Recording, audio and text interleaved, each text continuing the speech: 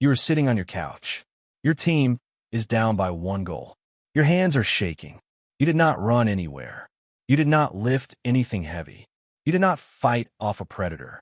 And yet your heart is pounding like you are about to. That is strange when you think about it.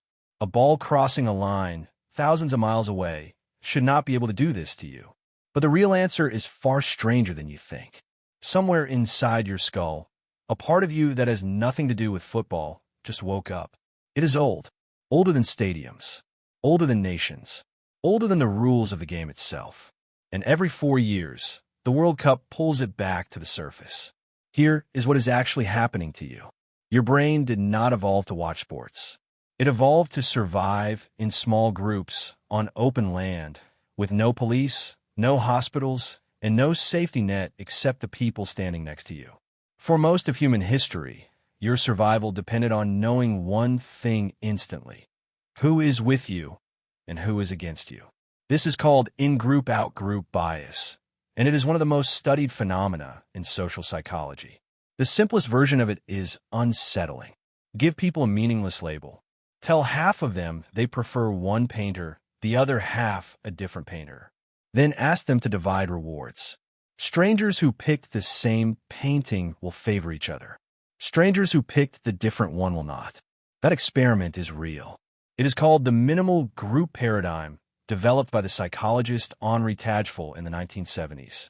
Tajfel was trying to find the smallest possible reason a person needs to treat someone as us instead of them.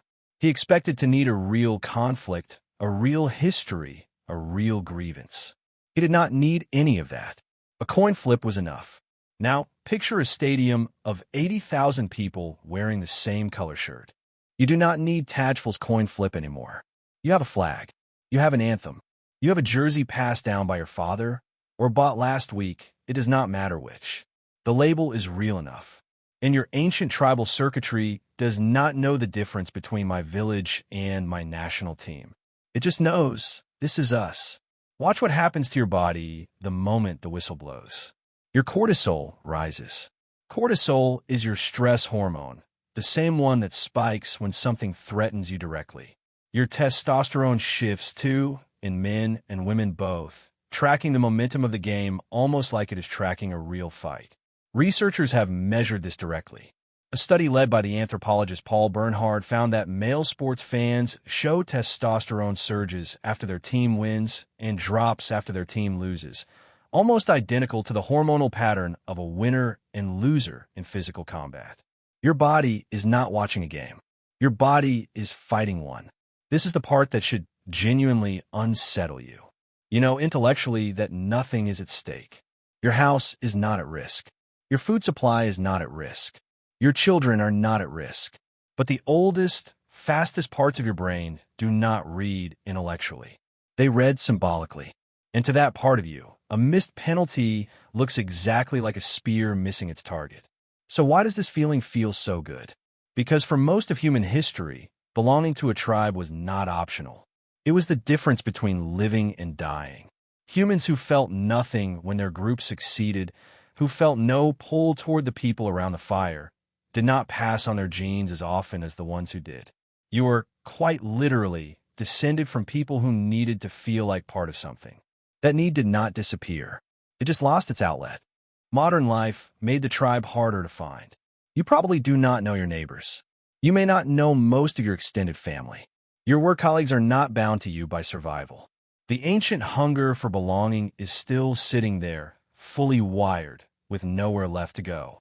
Then the World Cup arrives, and for 1 month, it gives that hunger somewhere to go. This is what the social psychologist Muzafer Sharif uncovered decades before the Tajfel experiments, in a study now famous in psychology textbooks. He took ordinary boys at a summer camp, split them into 2 groups, and watched how quickly hostility formed between them, over nothing more than a shared cabin and a shared identity. Then he did something more interesting. He gave both groups a problem neither could solve alone. A broken water supply, a stuck truck that needed pulling out, something only cooperation could fix. The hostility dissolved almost as fast as it formed. That detail matters more than people remember about Sharif's study. The tribal instinct is not fixed to hatred. It is fixed to cooperation. First, the us versus them feeling is really just an us feeling that needs an outlet, and conflict is only one of the outlets available to it. A shared goal works just as well, maybe better, which is the part of the World Cup most people never notice. Yes, you feel tribal against the other team, but inside your own crowd, something else is happening at the same time. Strangers who would never speak to each other on a normal street are hugging when the ball goes in. People who disagree about everything else in their lives are screaming the same word at the same moment. For 90 minutes, the ancient circuitry is not dividing you from your neighbors, it is fusing you to them. Researchers have a term for this intensified version of group bonding: identity fusion. Unlike ordinary group loyalty, identity fusion makes a person feel like their personal identity and their group's identity have become the same thing.